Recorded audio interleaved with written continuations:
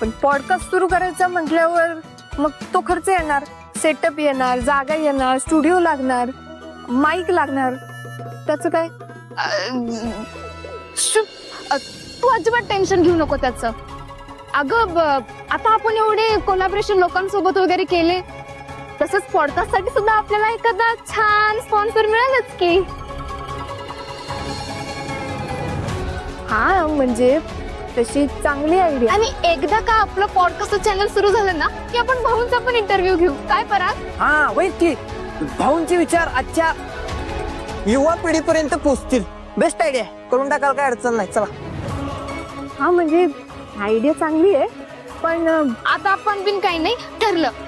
माझ्या मित्राच्या ओळखीचा एक स्टुडिओ आहे, मी त्याला कॉल करते आणि ते कोटेशन आहे ना, रेंटचं वगैरे ना, ते सगळं मी त्याला विचारून घेते. हा ठीक आहे, मग मी पण येते उद्या. चालतंय. मी आले, पैसे देऊन आले.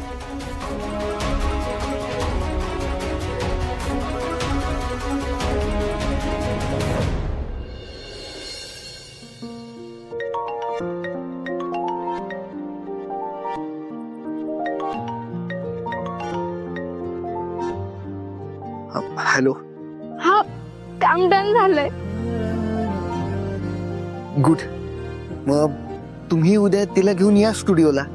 चालतंय चालतंय. ओके.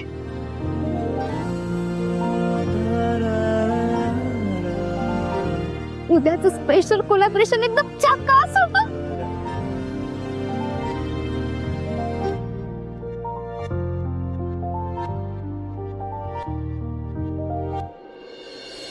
धैर्य. अरे आई. अरे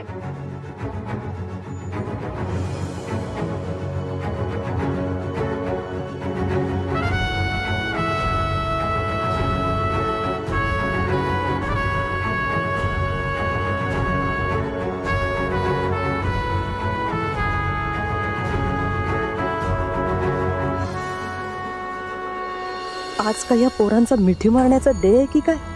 इरा मिठी मारून गेली आणि आता हा मारतोय. त्या इराच्या संगतीत राहून प्रेम राहिलं बाजूला. वेडेपणात चाललाय सगळा.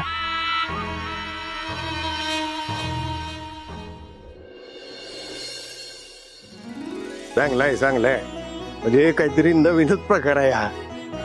आपण नाही ते काय म्हणली तू नक्की? पॉडकास्ट. पॉडकास्ट नवीनच विचार आहे. हा भाऊ, आता नवीन माध्यमांसोबत पण काम केलं पाहिजे ना. भाऊ तुम्हाला माहितीये, या पॉडकास्टच्या माध्यमातून ना आम्ही कोल्हापुरातल्या मोठमोठ्या लोकांना बोलवणार, त्यांच्याशी गप्पा मारणार, त्यांचे विचार, त्यांचा